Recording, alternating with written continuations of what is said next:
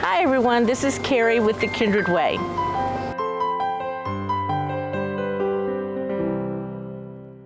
Today we're going to cut our basil and show you different ways to preserve your basil so that you can use this the whole year through.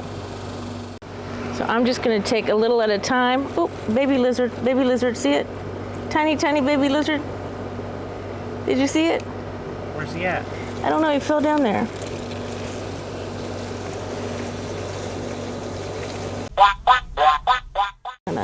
We're going to cut this down.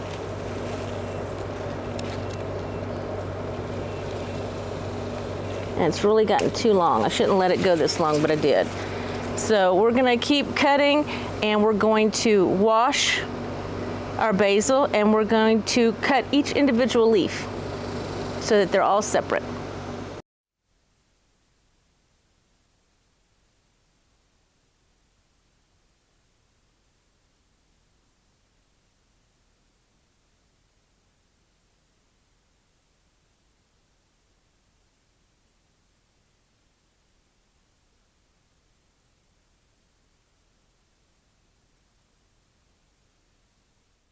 So we brought the basil in, we've washed it, we have it on our paper towels to dry, and I'm going to put some paper towels on top just to blot it a little bit.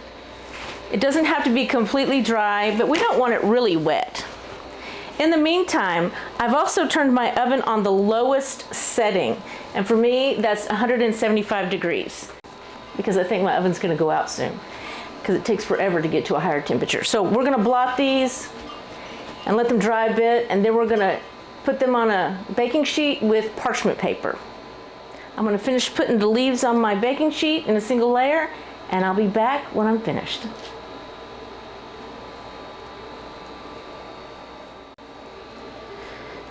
Okay, that's about all I can get on this cookie sheet by keeping them in a single layer. So now I'm gonna put it in my oven at 175 degrees, and this is gonna take a few hours because you're drying them out slowly, and that's what we want. We don't want to cook them, we just want to dry them out. So to the oven, and excuse my oven, it is dirty. If anybody wants to clean it, let me know. All right, there we go. And I can't tell you how long that's going to take. It could take 2 hours, it could take 3 hours. So we're going to come back and keep checking on it, and when they're done, we'll take them out, crumple them up, and go on to the next way to preserve basil. These were in my oven for about an hour and a half on 175 degrees. They are crisp, and you can break these down, and you can have some ground basil. They did turn color, but that's okay. They still smell and taste like basil. You probably have to do a lot more, but you can put several sheet pans in the oven. So the next thing we're going to go to is basil cubes.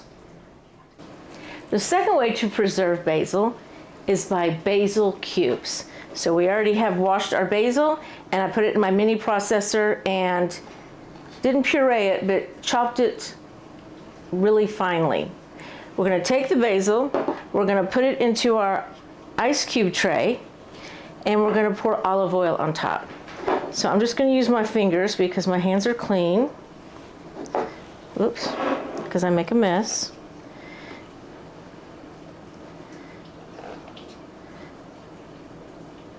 Well, all right, I'm just going to fill it. This doesn't have to be exact. And so what this does is when we're finished, we're going to freeze these. And when you go to cook, you're going to pull out a cube of frozen olive oil and basil, and all you have to do is throw it into your pan and saute away. I want to push it down there, and you can go back if you have some that aren't filled enough. You can add some more, and it just depends on how much basil you like.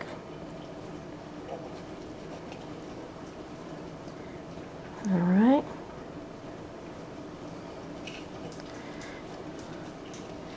And our last one.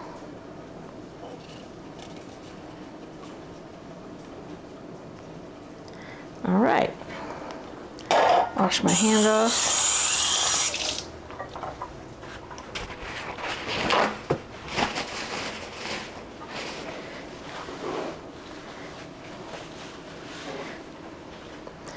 Now we're going to take our olive oil and we're going to pour it into our ice cube trays, and we're going to have the basil submerged as much as we can without going over. So here we go.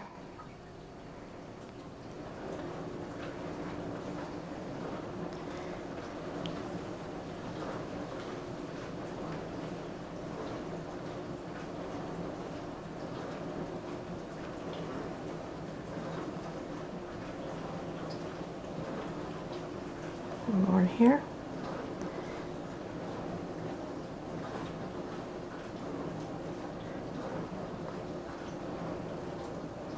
And this, when this thaws out, or you put it in your pan, it's going to be green, fresh basil again. It's not like when we put it in the oven and it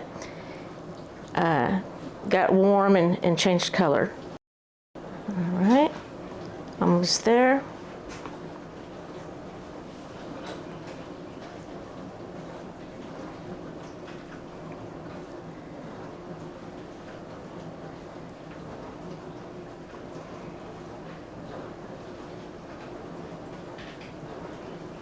Okay, we'll pour some more in here. And so we're going to take this and we're going to put it in the freezer, and it's going to freeze. And let me show you what that looks like afterwards. So I've already done it.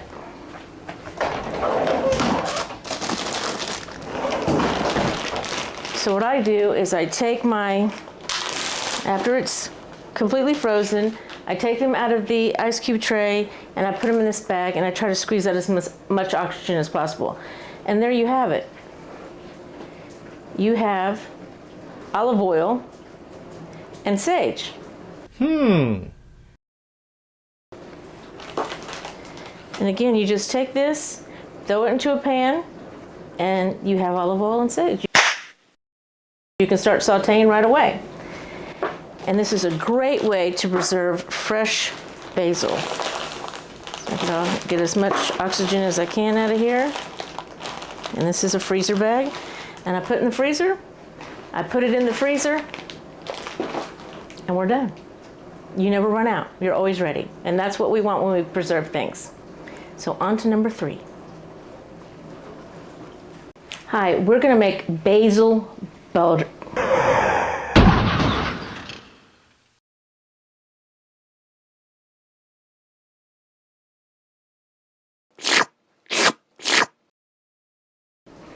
We're going to make basil butter. We have 2 sticks of butter, which equals 1 cup at room temperature. We're going to have 1 cup of fresh basil, and we're going to put that in our processor and chop it finely. We're going to put in a half a teaspoon of salt and 1 teaspoon of garlic powder to make our basil. So I've already washed my basil. And I'm going to go ahead and put this in the little processor so we can get going. The first thing we're going to do is we're going to put our temperature room butter in our bowl.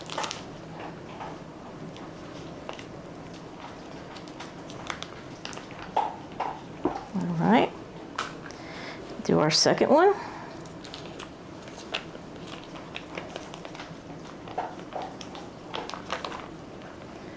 All right, I'm gonna go ahead and stir this a little bit, break it down, and you can see it is really soft.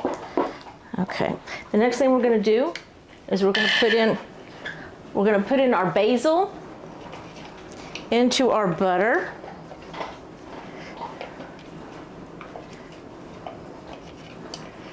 Try to get all that out.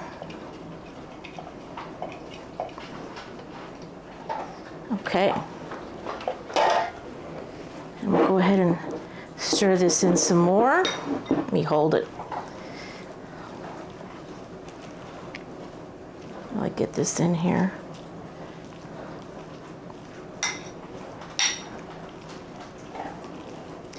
Okay, the next thing we're going to do is a half a teaspoon of salt.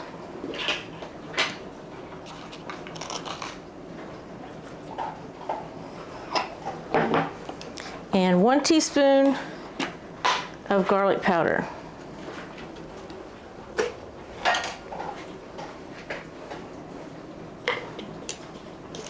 All right. Okay. And we're going to really stir this in.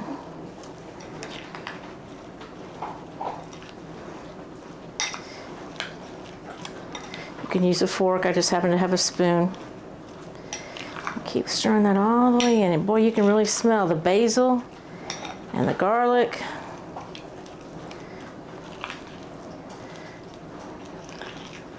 Look at that. Doesn't that look good? This is a compound butter, so you're just taking regular unsalted butter and putting your herbs in it.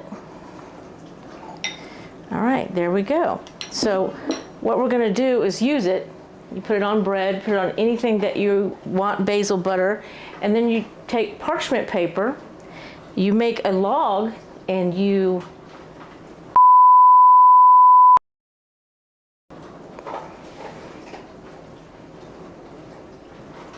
take parchment paper, make this into a log or into a square. I find it easier to make it a square or a rectangle, and you freeze it. And I also freeze mine in little sections so that I can use it and not worry about it being frozen or having to thaw out. I can just take what I need, like with the basil cubes, and use it. So we'll do that now. So I want to let you know that you don't have to freeze your basil butter. You can keep it in your refrigerator. I think it's up to 2 weeks. And you can keep it in your freezer for up to 6 months. So you don't have to immediately put this in the freezer like I am. But if you do, I just think that if you divide it like I did, it's easier for you. So we're going to put this in here, and I'm going to close it, put it in the freezer, and we're good to go. Basil butter. The next way to preserve your basil is by dehydrating your basil. I have a dehydrator, the Kasori, and let me just tell you, I love this dehydrator. The best thing about it is so quiet. You do not hear it at all. You forget that you're even dehydrating. So, and it works, it's amazing. I can't recommend this enough. I'll put a link below so you can check it out for yourself, but it's awesome.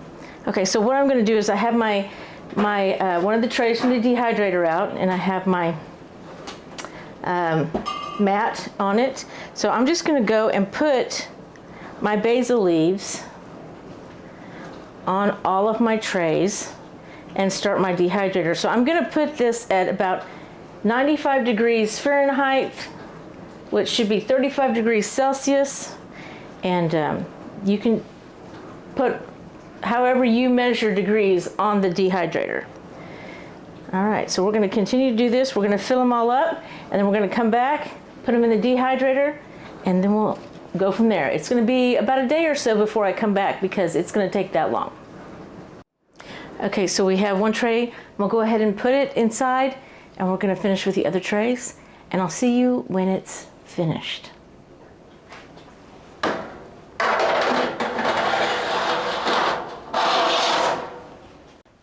I want to show y'all how quiet this dehydrator is. So we're going to start, and we're going to press the time and temperature, and our temperature is going to go down to 95. So we press the minus button,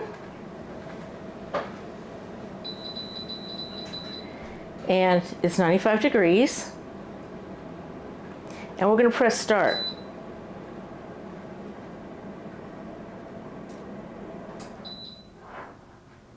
Hold on. Time.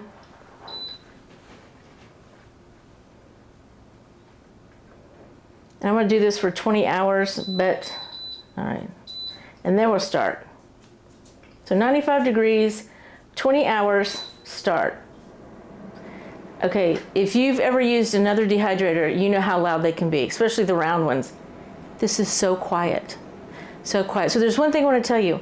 I did put it on 95 degrees Fahrenheit, and I did do it for 20 hours, but that doesn't mean it's going to be ready. So I'm going to keep checking this, And when it is crisp that I can break it with my fingers, then that's when it's going to be done. Your dehydrator may finish sooner than mine, so just be prepared that I can't give you an exact time.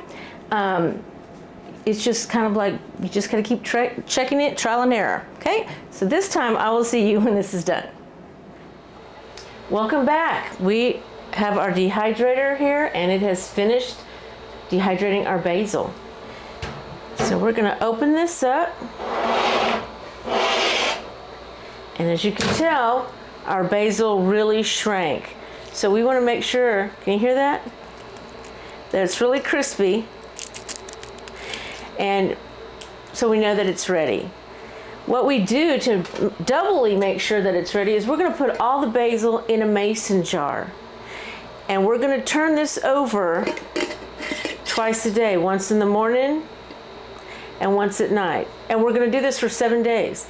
And if your basil gets softened or gets sticking together because of moisture, then you know that you did not completely dehydrate your basil, and you need to stick it back in your dehydrator and dehydrate a little more. Some reasons could be that you washed your basil and you did not completely let it dry, so that can make your dehydration time longer. So what you want to do is absolutely make sure it's dry, because the last thing you want is to go get your basil and it's got mold on it because there was moisture in it. So that's our final way to preserve basil, and I hope this was helpful for you.